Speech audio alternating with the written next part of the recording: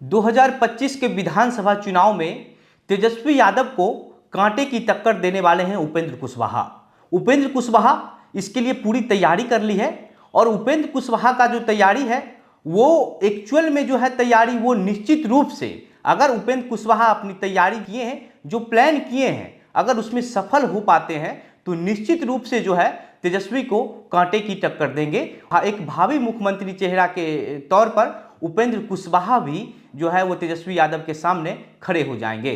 तो उपेंद्र कुशवाहा के जो आवास है उस आवास पर आज उपेंद्र कुशवाहा का एक पोस्टर भी लग गया है और उस पोस्टर में लिखा है कि उपेंद्र कुशवाहा को लाएंगे, नया बिहार बनाएंगे। उपेंद्र कुशवाहा का जो ये पोस्टर है ये उपेंद्र कुशवाहा के सरकारी आवास के बाहर लगाया गया है और उपेंद्र इस पोस्टर से ही साफ झलक रहा है कि 2024 और 25 के जो चुनाव है उसमें उपेंद्र कुशवाहा कुछ बड़ा करने वाले हैं। उपेंद्र कुशवाहा 25 के चुनाव में जो है एक मुख्यमंत्री के चेहरा के तौर पर जो है वो प्रसारित किए जाएंगे उनके अपने पार्टी की तरफ से। आखिर उपेंद्र कुशवाहा का क्या प्लानिंग है और किस प्लानिंग के तहत जो है उपेंद्र कुशवाहा अपनी नई पार्टी बनाए हैं और नई पार्टी बना करके उपेंद्र कुशवाहा किस तरीके से जो है वह मुख्यमंत्री पद के दावेदार बनने वाले हैं, आज हम आपको ये सारा कहानी बताएंगे। उपेंद्र कुशवाहा क्या प्लानिंग किए हैं वो सब इस वीडियो में विस्तार से बताएंगे। लेकिन उससे पहले नमस्कार, मेरा नाम घनश्याम सिंह है और आप द बिहार प्रोजेक्ट देख रहे हैं। दरअसल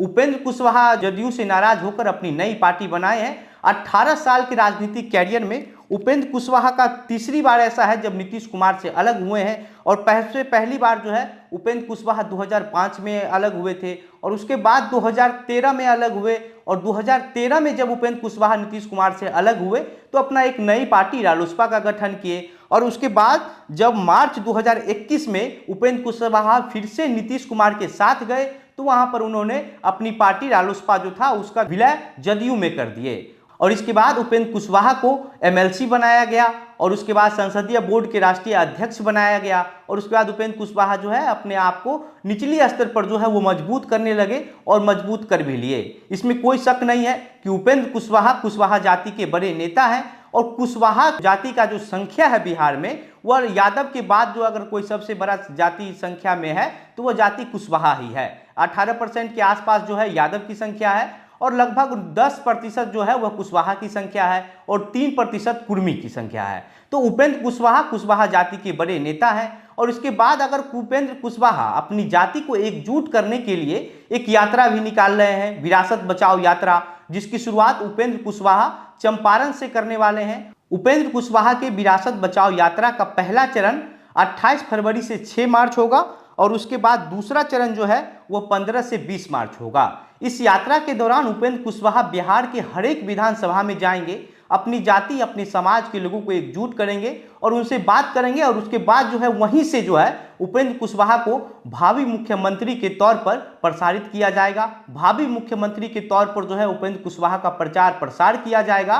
क्योंकि 2013 में भी जब उपेंद्र कुशवाहा अपनी नई पार्टी रालोसपा का गठन किए थे तो उस पार्टी में उस समय जो है कोई भी अगर कार्यक्रम होता था, पार्टी का सभा हो या बैठक हो या कोई रैली जब रालोसपा पार्टी की तरफ से होता था तो उसमें एक भी रैली ऐसा नहीं होता था जिस रैली में ये नारा नहीं लगता हो कि बिहार का मुख्यमंत्री कैसा हो, उपेंद्र कुशवाहा जैसा हो। तो ये जो नारा है उस समय भी उपेंद्र कुशवाहा जो है वह मुख्यमंत्री के भावी उम्मीदवार हो गए थे। उपेंद्र कुशवाहा विपक्ष के नेता भी एक समय में रह चुके हैं। तो उसके बाद से अभी जो कयास लगाया जा रहा है कि उपेंद्र कुशवाहा जो नई पार्टी का गठन किए हैं राष्ट्रीय लोक जनता दल, इस पार्टी को लेकर के उपेंद्र कुशवाहा जो है बीजेपी के साथ जा रहे हैं। तो उपेंद्र कुशवाहा अगर बीजेपी के साथ जाते हैं और उपेंद्र कुशवाहा के साथ ये डील हो कि जो लोकसभा चुनाव है 2024 में उस पे उपेंद्र कुशवाहा अगर बीजेपी की मदद खुलकर करते हैं तो ये डील हो सकता है कि हम आपको 24 में मदद करते हैं और 25 के चुनाव में आप हमको मदद कीजिए। क्योंकि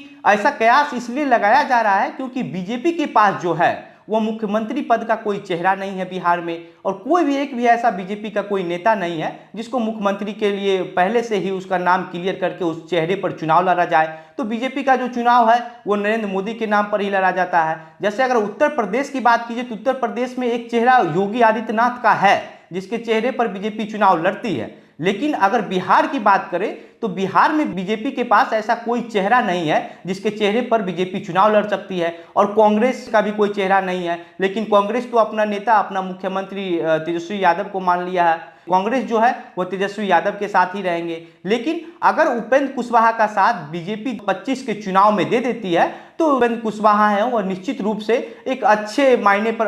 जो भावी मुख्यमंत्री के तौर पर कहे जा सकते हैं, क्योंकि उपेंद्र कुशवाहा अपनी जाति के बड़े नेता हैं और कुशवाहा की जो संख्या है लगभग बिहार के हर विधानसभा में 40 से 50 हजार की संख्या है। और अगर आप उपेंद्र कुशवाहा अपनी जाति के वोटर को जो है एकजुट कर लेते हैं तो निश्चित रूप से जो है उपेंद्र कुशवाहा तेजस्वी यादव को कांटे की टक्कर दे देंगे। हालांकि एक बात यह भी साफ है कि बीजेपी उपेंद्र कुशवाहा को मुख्यमंत्री के चेहरे के तौर पे प्रचारित करती है, बीजेपी उपेंद्र कुशवाहा को मुख्यमंत्री के तौर पे मानती है या फिर नहीं मानती है, ये देखने वाली बात होगी। ये अभी क्लियर नहीं किया जा सकता है, क्योंकि उससे पहले जो है 25 से पहले 2024 का लोकसभा चुनाव भी है, और लोकसभा चुनाव में उपेंद्र कुशवाहा का क्या परफॉर्मेंस होता है, उपेंद्र कुशवाहा जो है अपने आप को किस तरीके से मजबूत कर पाते हैं। हालांकि उपेंद्र कुशवाहा का जो ये विरासत यात्रा निकाल रहे हैं, तो इस यात्रा में उपेंद्र कुशवाहा अपने आप को काफ़ी हद तक मजबूत करने की कोशिश करेंगे। और जहां तक बात है जातीय समीकरण की, तो जातीय समीकरण में उपेंद्र कुशवाहा जिस जाति से आते हैं वो जाति का कोई संख्या भी अगर यादव के बाद छोड़ दे तो किसी से कम नहीं है। लेकिन तो अगर उपेंद्र कुशवाहा अपनी जाति को एकजुट कर लेते हैं और 24 में अगर अपनी ताकत का एहसास दिलाते हैं तो निश्चित रूप से जो है उपेंद्र कुशवाहा 2025 में मुख्यमंत्री के लिए एक भावी उम्मीदवार हो सकते हैं, एक अच्छे उम्मीदवार हो सकते हैं और तेजस्वी यादव को